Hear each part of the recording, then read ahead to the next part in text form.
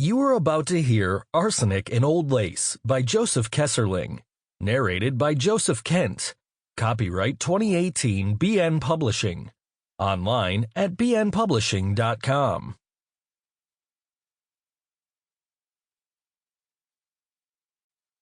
Act 1. Time, late afternoon, September, present. Place, the living room of the old Brewster home in Brooklyn, New York.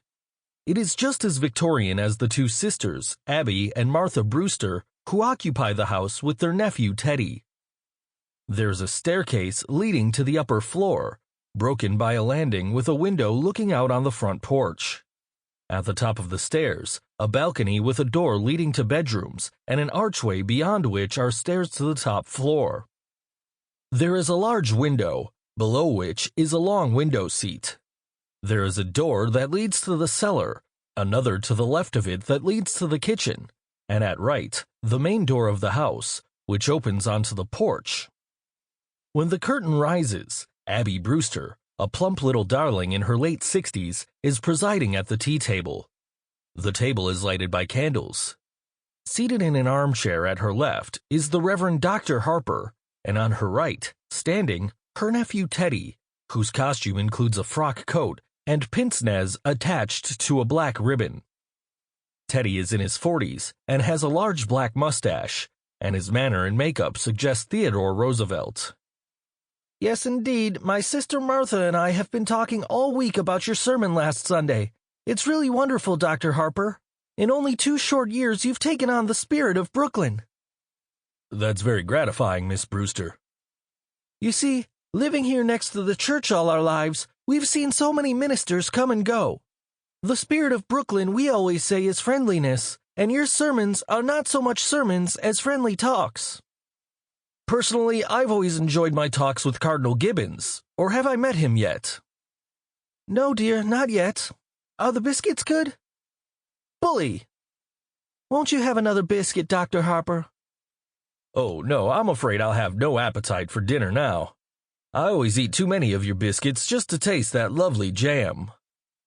"But you haven't tried the quince. We always put a little apple in with it to take the tartness out." "No, thank you." "We'll send you over a jar." No, you keep it here so I can be sure of having your biscuits with it." "I do hope they don't make us use that imitation flour again. I mean, with this war trouble, it may not be very charitable of me, but I've almost come to the conclusion that this Mr. Hitler isn't a Christian." If only Europe were on another planet. "Europe, sir?" "Yes, Teddy."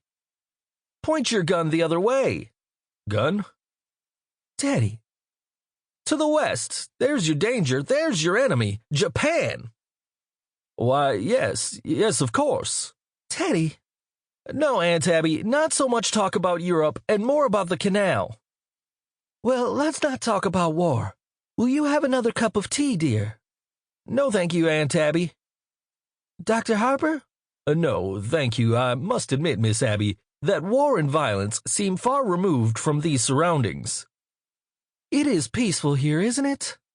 "Yes, peaceful. The virtues of another day, they're all here in this house. The gentle virtues that went out with candlelight and good manners and low taxes." "It's one of the oldest houses in Brooklyn. It's just as it was when Grandfather Brewster built and furnished it, except for the electricity, and we used it as little as possible. It was Mortimer who persuaded us to put it in." Yes, I can understand that. Your nephew Mortimer seems to live only by electric light." "The poor boy has to work so late. I understand he's taking Elaine with him to the theater again tonight. Teddy, your brother Mortimer will be here a little later." "Delighted." "We're so happy it's Elaine Mortimer takes it to the theater with him." "Well, it's a new experience for me to wait up until 3 o'clock in the morning for my daughter to be brought home." "Oh, Dr. Harper, I hope you don't disapprove of Mortimer." "Well?" "We'd feel so guilty if you did, Sister Martha and I. I mean, it was here in our home that your daughter met Mortimer." "Of course, Miss Abby, and so I'll say immediately that I believe Mortimer himself to be quite a worthy gentleman.